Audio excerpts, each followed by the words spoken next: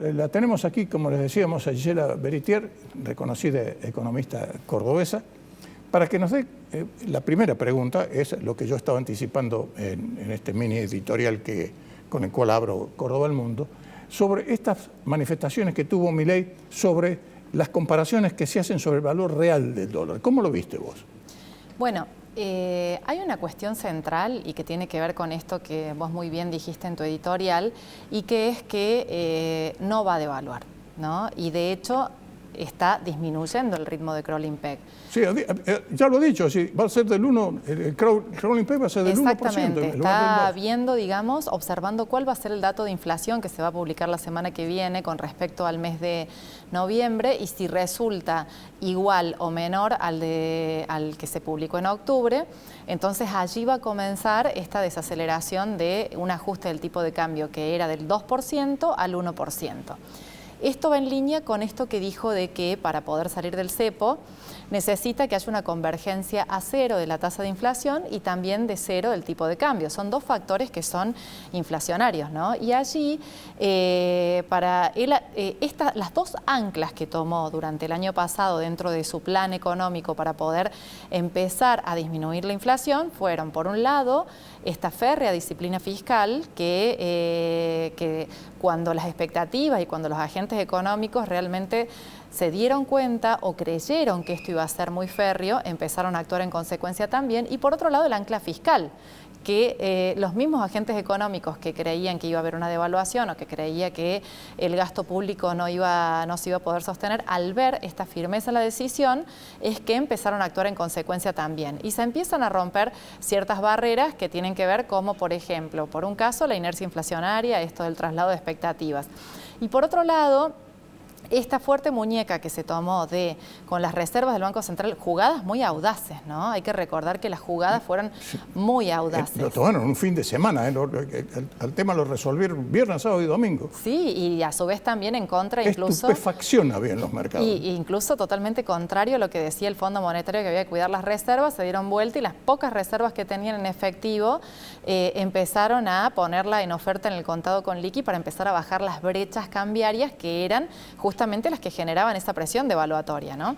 Entonces, controladas las presiones cambiarias, hemos visto que el pasado viernes hubo alguna presión nuevamente y que el mismo ministro Caputo salió a poner 400 millones de dólares de las reservas para volver a calmar esa tensión que se había generado. Porque en realidad hoy se calmó. Exactamente, y se generaron esas tensiones, ponen la plata, se calmaron esas tensiones también, y en donde se da en un contexto donde se empezaron a recuperar divisas a través del blanqueo, que fue muy bueno y que están entrando también, con liquidaciones del campo atípicas con este tipo de cambio, que uno puede discutir del 2005 si está atrasado o no, pero sí tengo que decirte que hay un factor que podría ser considerado como un cisne negro y que es la situación de Brasil. Exacto. ¿No? Porque internamente ya los factores internos los han controlado, algo que parecía imposible hace un año, hoy se han controlado, ¿no? Hace un año pensábamos que los precios estaban desbocados, bueno, ahora vemos que tenemos una inflación descendente, que las reservas estaban en 10.000 millones negativos, ahora vemos que están en 2.000 millones negativos. No estamos todavía en situación para abrir un cepo, pero sí estamos viendo que progresivamente se están abriendo o desarmando esas telarañas que había dentro de lo que es el cepo y bueno, y justamente en camino a una apertura total, ¿no? Hoy, bueno, la eliminación del impuesto país, que a partir de las 0 horas del 23... Mira, son cosas que no se creen, porque lo dijo el propio Milei, ¿no? Dice, antes un impuesto que se ponía por única vez y seguía, pero siguió, como es el impuesto al cheque, como el impuesto a los sellos, todas esas burradas que se han cometido pero efectivamente eso va a tener mucho impacto va a tener esta baja del impuesto país. Bueno, esta baja del impuesto país apunta también a seguir disminuyendo la inflación porque este impuesto afectaba también la cadena de valor, ¿no? Entonces esto se seguía trasladando, se seguía yendo a precios también, ¿no? Y por otro lado, en términos de consumo, porque hoy ciertos bienes que antes eran más caros, ahora son más baratos también. Una compra, por ejemplo, de una persona que quiere comprar pasajes en el exterior, hoteles en el exterior, Amazon, compras por a través de Amazon u otras plataformas. Claro, y fíjate el momento en que se toma, ¿no? Justo cuando comienzan las vacaciones y se toma esa medida, de todas maneras.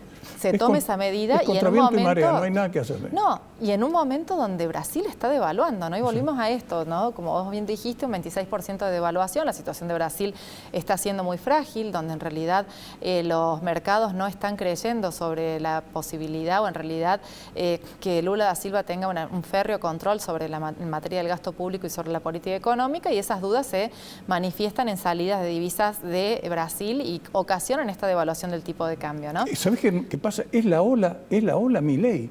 Aunque no se lo creas, es decir, es algo que no podemos, pero generalmente era cuando Brasil se resfriaba, nosotros nos agarrábamos gripe, ¿no es cierto? Ahora resulta que es al revés, es la ola Milei que está llegando, porque oiga, se lo está haciendo Argentina, ¿cómo es este asunto? Usted está haciendo la cosa al revés, se lo están diciendo a Lula. Sí.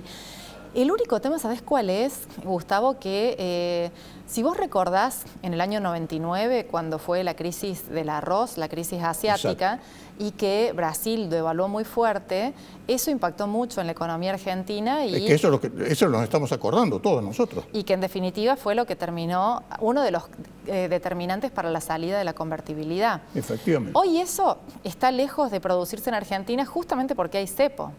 Pero si Argentina va hacia la salida del cepo, no lo dijo en esta charla, pero lo dijo en la anterior en la Fundación Mediterránea, que de esto se sale con una torta de plata literal, ¿no? Sí, sí. Póngame una torta de plata así, lo saco mañana, ¿te acordás? Lo dijo. Lo dijo. Sí. Y en definitiva, bueno, esta negociación con el Fondo Monetario Internacional de 20.000 millones de dólares es un poco lo que se asoma con respecto a esto. Lo que sí tengo para decirte es que, lejos de un verano tranquilo, va a ser un verano muy movido en noticias en materia cambiaria, porque en definitiva, ahora se viene la asunción de Trump, un cambio de viento de cola con respecto a la situación de los Estados Unidos financieramente con respecto a la Argentina, un Fondo Monetario que fue una relación muy compleja el año pasado y de repente empezaron a acelerar positivamente, con una actitud mucho más proclive y proactiva para poder ayudar a la Argentina, aun cuando no están de acuerdo con ciertas medidas que lo hemos hablado contigo, Gustavo, que más del tipo heterodoxas por lo diferentes que son, ¿no? Sí, en materia de política cambiaria. Y después, no solamente es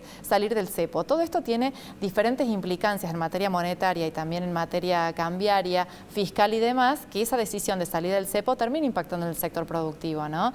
Vos hablabas concretamente de la férrea disciplina del gasto. La salida del impuesto país, por ejemplo, implica el 70% del impuesto país iba asignado a los jubilados y también al PAMI. Estamos viendo que en el PAMI no se van a financiar más los medicamentos, en el tema de los jubilados, toda la cuestión de ajuste, digamos, ¿no? Es uno de los gastos más inelásticos que tiene el gasto público hoy, ¿no? Entonces, toda esa cuestión va a ser revista también. Y después también, por el otro lado, el otro 30% del impuesto país iba destinado a financiar el Fondo Nacional del Turismo, que ahora ya dijeron que no se renueva. Sí, efectivamente. Y por otro lado, obra pública, que como vos bien dijiste en tu editorial, ahora se va a abrir una competencia en ese sentido, ¿no? Entonces, creo que estamos yendo a un proceso de desregulación, se van a acentuar esos procesos desregulatorios y sí, lo importante es que se tenga claro que cada una de estas medidas no solamente son medidas cambiarias, impactan en el sector productivo y en el sector financiero del mismo modo, con lo cual tener en claro esto es la clave del año, ¿no? Sí. Mira, hay tanto para hablar, pero me están haciendo señas que se nos acabó el tiempo. La tengo a Florencia Donovan, lo tengo a Sergio Berenstein esperando, lo tengo a Cavigliazo, que es el intendente de Villa Cabrera. Fíjate, vos sabés lo que me dijo en la nota, tenía una inversión parada por 10 millones de dólares. Dijo, no, ahora soy adelante.